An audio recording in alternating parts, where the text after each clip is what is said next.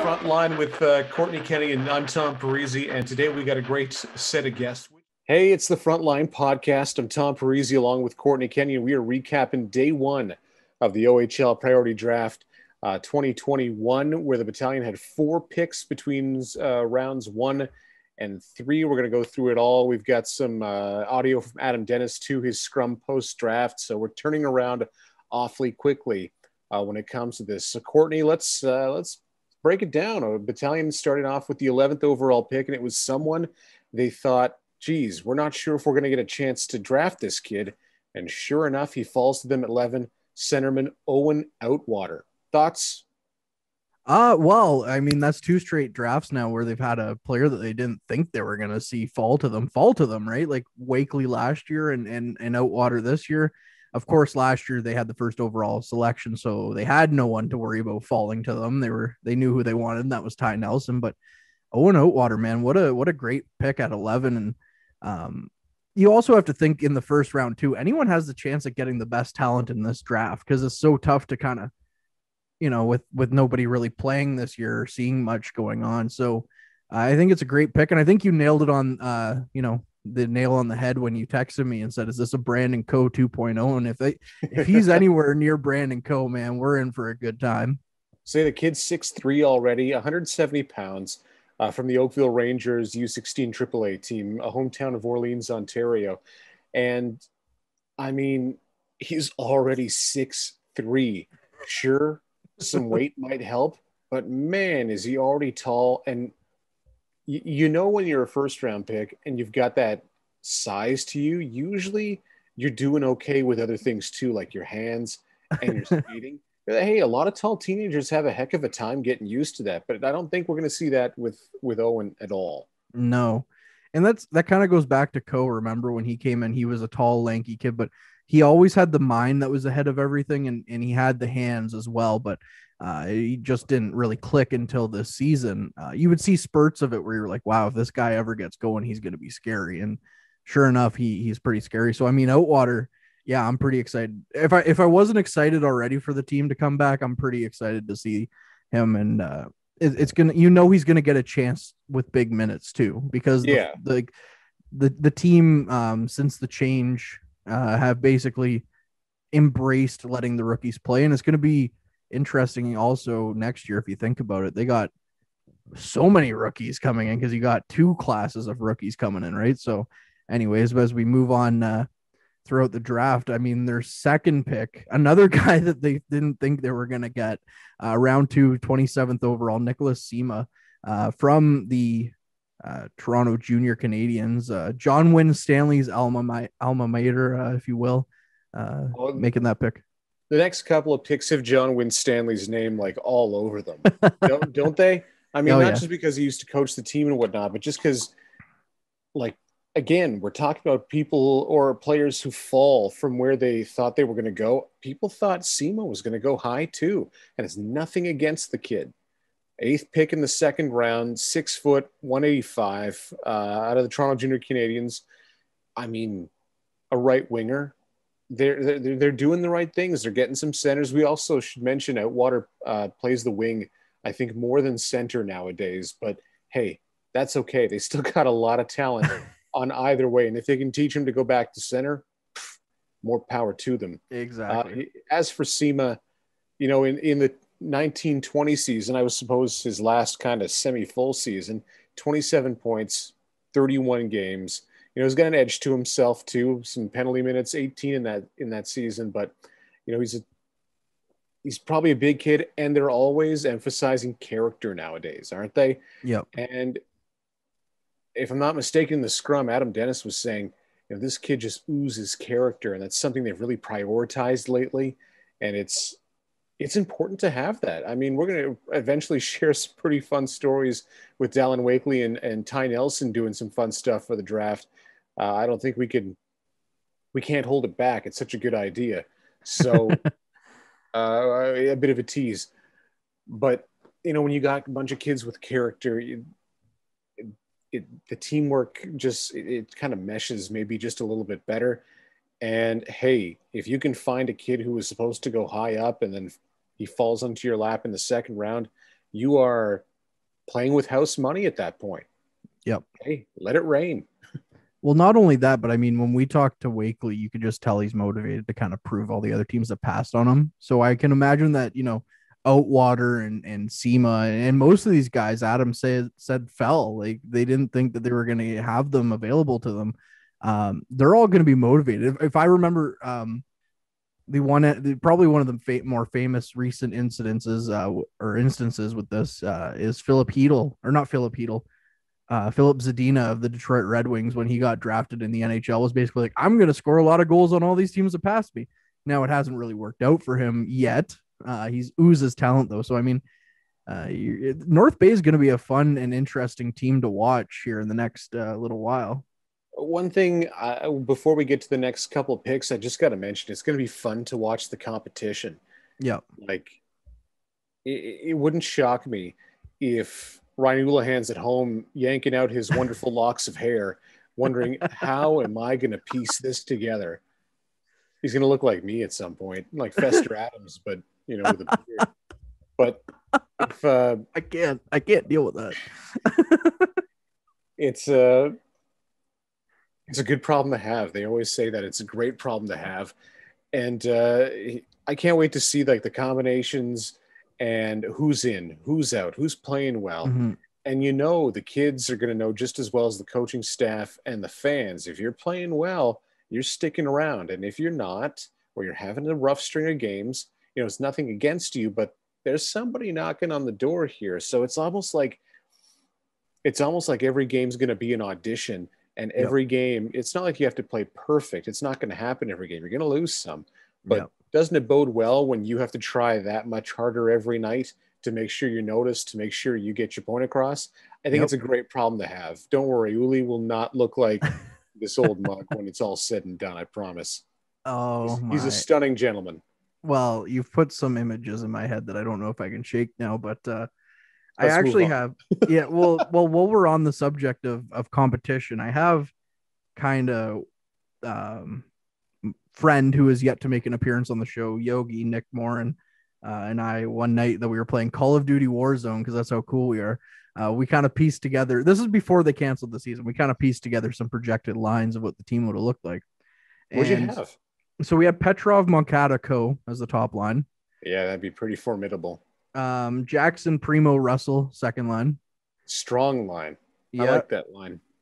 Combination of Curry and Campbell with Arnsby and Alex Christopoulos. Man, that's a rough and tumble line.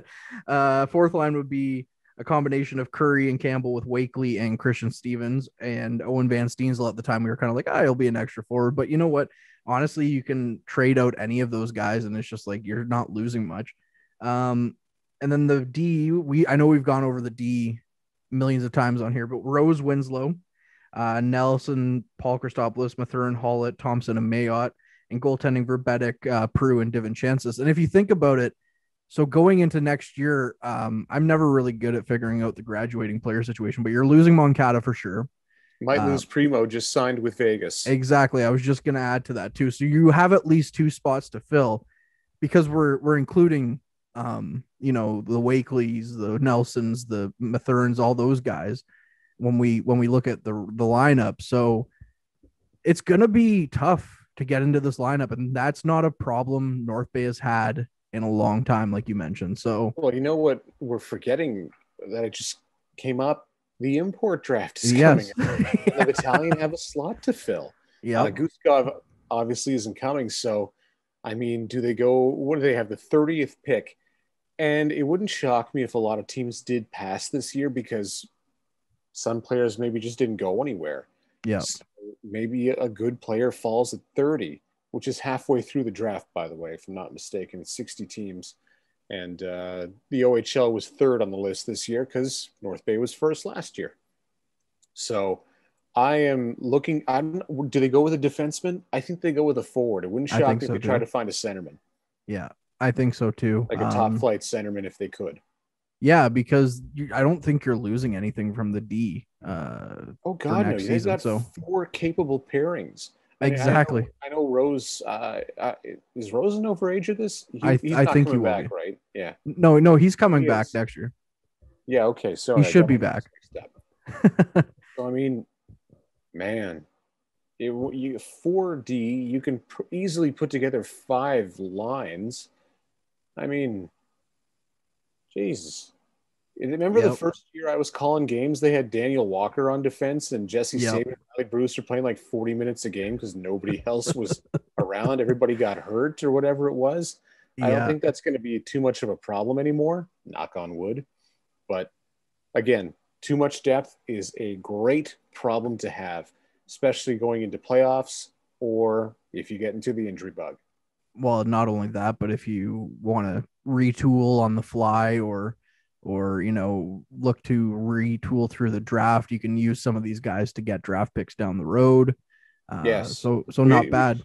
We should also mention the battalion did trade away a second round pick in this year's draft to get a Kingston 2024 second rounder and a few others. So Yes.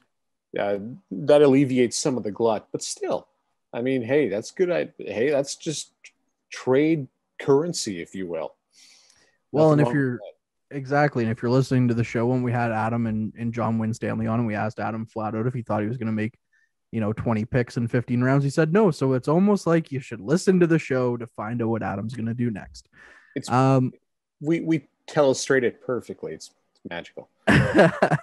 So moving on, the 41st overall selection, North Bay takes Anthony Romani, another player, I believe, and I could be wrong. Correct me if I'm wrong on this, Tom. That coming in from the Junior Canadians program. You would be bang on, sir. Yeah, from Pickering, 5'10", 160. Adam Dennis was saying this kid needs to fill out a bit. And I'm pretty sure you can say that for every OHL draft pick. I mean, 15-year-old kids, nobody's full grown yet. No. And if you are, well, okay.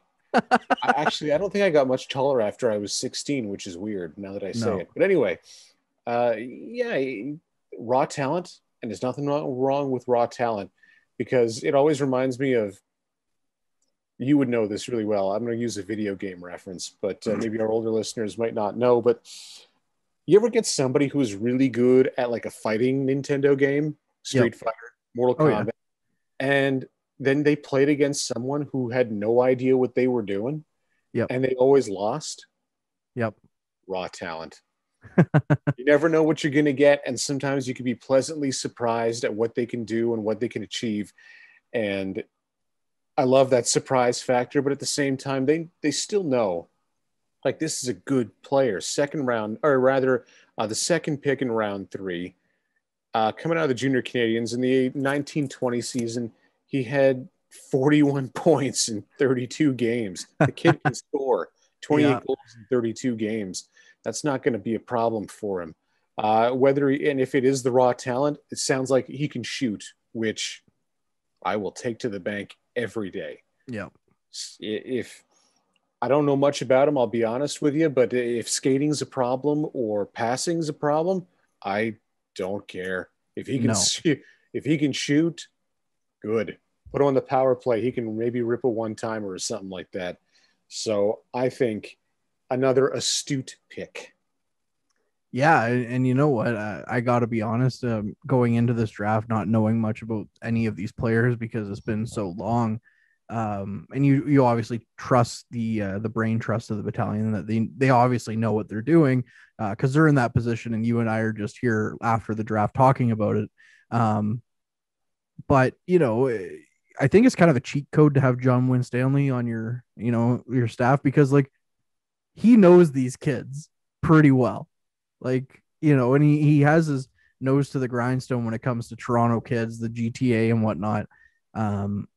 Because he's coached there forever. He's in the area and everything. So he knows these kids inside and out. And I'm not going to complain one bit. Oh, God, no. I mean, it's crazy to think about how much of a boon he has been since they got there. And Adam was saying maybe the scouting staff got a little bit of a late start, and that happens. Listen, I'm just impressed they managed to scout anybody this year. Yes. I mean, up in my neck of the woods here in the Sioux, there wasn't a whisper of hockey. There was kids practicing a bunch, which was happening all over the place. But hey, practice is practice. Yeah. And a game is a game. Well, as Allen Iverson once said, we talking about practice, man. And we are talking about practice, yes.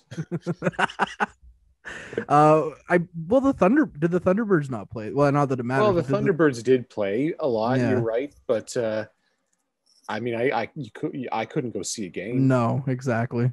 They didn't play at the Gardens here, the big arena, where the OHL arena, and they played at the arena actually not far from my place, but you couldn't get in. No. And then they played the Blind River Beavers more often than not. So I'm not driving an hour and a half in the winter here. Yeah. To Blind River. No offense. It's a great little city, actually. I love driving through it. But yeah, it's just kudos to them. It's just tough to see the kids at their fullest potential. I'm sure the kids did their absolute best to showcase themselves. I have no issue and I have no problem thinking that's probably what happened. You know who, and you can tell it was a weird year for drafting because the lack of goalies taken. Yeah. I think they had one goalie taken in the second round early on by Niagara. I think that's it. Yeah, no. Well, and goaltending's such a tough position to kind of judge in general. You rarely see goal. Well, it's starting to happen more frequently now at the NHL level where you start to see them go in the first round again. But I mean, like, be really good. Yeah, exactly. Like, I think it was like Carey Price was the last one, and then it was a long time, and then Samson or Jack Campbell. I think Jack Campbell was the next one. And look at how long. Yeah, but I mean, look at how long it took like Jack Campbell to turn into Jack Campbell and Vasilevsky to turn into he came in, he was pretty good, but you had to wait a little bit because he was in Russia, and even then it took Price a little bit to get going. Even Samsonov, Malcolm Subban. Yeah. Goalie's a tough one. And man, you got to be almost sure when you pick a goalie in the early rounds, you know what you're getting. Yeah. And it just seems like teams are a little bit weary because listen, I played goal in like every sport I played growing up. And I got to be honest, in practice, you don't try as hard because usually you don't want to get hurt. Yeah. You know, if the shot is going way over there or whatever it is, you could do it in a game, but in practice, you're just letting it go. So maybe that's what they saw, and that's tough to judge. Yeah. So, I'm not saying the kids slacked off. I'm sure some goalies out there worked their tails off, but I mean, that's just my experience, and that's probably why I'm sitting on my couch in the basement and not playing in the green, black, yellow, and white. Exactly. Hey, it is what it is. I do have to. We can't not mention goalies and not talk about Rick DiPietro going first overall. So that worked out pretty. I mean, to be honest, though, there was a couple of seasons he was pretty good. Yeah, exactly. He came up, fought Brent Johnson. That was a good idea. But anyways, so the last pick the battalion made on the day, somebody that's near and dear to my heart because his last name is close to mine. Drafted round 3, 50th overall, Wyatt Kennedy. First defenseman for the battalion taken as well. Yeah, right-handed shot, or right side playing defenseman from Rockland Nationals.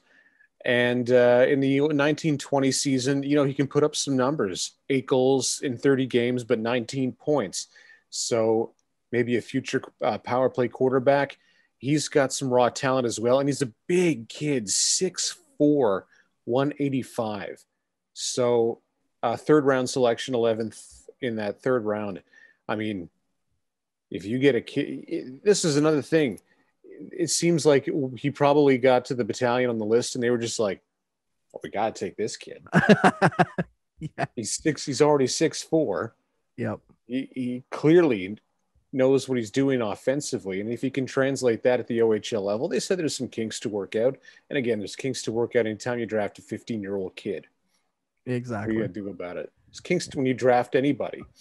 But listen, if these guys can adapt to the battalion way of playing and figure it out, and they follow the process, right? It's not a sprint, it's a marathon. Yep. You got some time to figure it out, unless it's like a pandemic year, which is just awful. But you trust yourself and you'll make it. Like you look back, Justin Brazeau, Yep. What was he, 13th round? Yep. Exactly. And now he's, playing professional hockey in the American League. Yep. I can't do that. There's nothing wrong with playing professional hockey, not in the NHL, by the way. There are some very respectable leagues and fantastic players elsewhere. Agreed. So one thing I think that really helps Brazo out, I just got to point it out because it's over my shoulder. So this one stick right here that's kind of sticking up high is a Justin Brazo stick, and my head comes up to that windowsill. So he's pretty tall. He has a long wingspan. It kind of works out pretty good for him too. And all these kids have a big wingspan already at their age. So it seems like, the last couple of years, the battalion went with a lot of skill, a lot of speed, and there's nothing wrong with that. And this year they said, you know what we need? We need some big kids. Yep. Agreed. Yeah. Geez Louise, did they find them? And some of these kids are going to get taller. Yep. And you know what the thing is, and maybe it's because we drink the Kool-Aid and we enjoy having him on the show, friend of the show, Adam Dennis. We might as well just consider him the third host at this point. I gotta say, man, so like talking to him, he gets me excited for this hockey team, and we're not even done the draft yet. It's still more.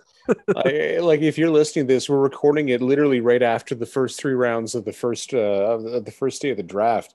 It's dark and scary outside right now, but yeah, you hear him talk. You hear John Winstanley talk about him. You hear the upcoming kids who we've talked to, and even some of the past players who may not even be coming back when they talk about it. Like, I want this puck to drop tomorrow. Yeah, me too. Like, I want to see what's going on. And I you know what? I don't think I'm going to be disappointed in any way, shape, or form. Yeah, the team helps us out with the podcast. And like he said, we're drinking the Kool-Aid, something fierce. I'm surprised I don't look like a Ninja Turtle. But, I mean, I'm excited. I can't wait to see what they do. I can't wait. It's a team people in the league forget about. Like, they don't get too many national television games. They get a lot of the backup goalies, not as many fans, but that's just fuel for the fire. Oh, absolutely. Like, I want people to be scared of the battalion coming into their barn or coming to, our neck of the woods. I want them to be afraid. Yeah. And with the draft picks and the mindset and the processes in place, yeah, I'd be afraid. Oh, 100%. And I think teams are starting to take notice of them in the second. Like we talk about it all the time whenever we have somebody on that is part of the team, and they talk about how the team, the building blocks that you saw in the second half of the last season that they were able to play 19-20. And I think a lot of teams were starting to get weary of the battalion because they put the league on notice when they beat Ottawa rather handily at home. Of course, Ottawa would come back and beat them again the next time they played, but that's just because Ottawa was Ottawa that year. Like, it's going to happen, but they still took, the best team in the league and beat them rather handily in that one game. So I was excited for this team from the set, like before they canceled it. And it's just been getting more and more exciting. And that just seems to be the lot in life, right? Like, hey, the team's going to be great. The team's going to be fun, and global pandemic. So those are the cards we're dealt, and you gotta play with the hand you're dealt. And I gotta be honest, we're not doing too bad. No, we're still above water. We can still make bets. Yes, if you keep doing the poker analogy, but it's so true. I had a point to make and then I forgot it. It happens. It is late. It's as of right now, it's 10:40 p.m. So, but yeah, no. So if you are listening to this and you're wanting a recap before you're going into day 2 of the draft, you will hear one of us, at least one of us or both of us, at some point again on Saturday, going into the Sunday to recap the whole draft. We're going to be bringing you audio from all of the scrums that we can, and even audio and maybe even video from a Ty Nelson, Dallin Wakely appearance on day 1 of the draft. Maybe we'll see them again on day 2. We don't know. We're not fortune tellers. But but we are excited. That is for sure. It is the North Bay Battalion, and they are an exciting team right now, Tom. Oh, I agree. Before we go, let's recap. So Owen Outwater, centerman, winger, taken 11th overall, round 1, 6'3", 170. I think he's going to be just a beast for them. Nicholas Sima, right winger, second round, 8th overall in that particular round, 6 foot, 185 from the Toronto Junior Canadiens. That's your second round pick. The first second round pick. The next one, in round 3, was Anthony Romani, a centerman, right-handed shot, 5'10", 160, loves to score. Clearly 28 goals in 32 games in the last full season they could play. And right-handed shooting right defenseman Wyatt Kennedy, 6'4", 185 from the Rockland Nationals U18 AAA team. I mean, he's going to – I feel like this kid's got a cannon of a shot already, and I can't wait. So those are the first picks in the first 3 rounds by your North Bay Battalion. And again, exciting stuff. And before we do wrap up the show, we are going to – I teased it a little bit, but that was before I got confirmation, just to get confirmation. We will have the scrum audio for you in this episode. As this, you'll hear Adam talk about all these guys as well. You'll also hear Chris Dawson hogging the mic a little bit. I have to say that because he did just send me a message saying sorry for hogging the mic. So Chris, we love you. We appreciate the apology. You're the most one of the best down-to-earth reporters I know in North Bay. So I appreciate you hogging the mic because you asked all the questions that I wanted to ask, and then I was scrambling to ask Adam some questions at first myself. So, but we appreciate it. Anyways, I'll turn it over to you, Tom. All right, cool stuff. If you want to find more, just follow us. We have a Facebook page and all that jazz. You can find us there, the Frontline Podcast. We're on YouTube. We're on all kinds of great social media. You can find us on Google Podcast, Apple Music, Spotify, your TV. If you are watching this on your TV and you want the full episode, visit those places I just mentioned. That way you can see our pretty faces more than once. We got more videos too. You should definitely check out at any battalion social media. So he's Kortney Kenny. I'm Tom Parisi. And hey, let's do it again very soon. It was a lot of fun.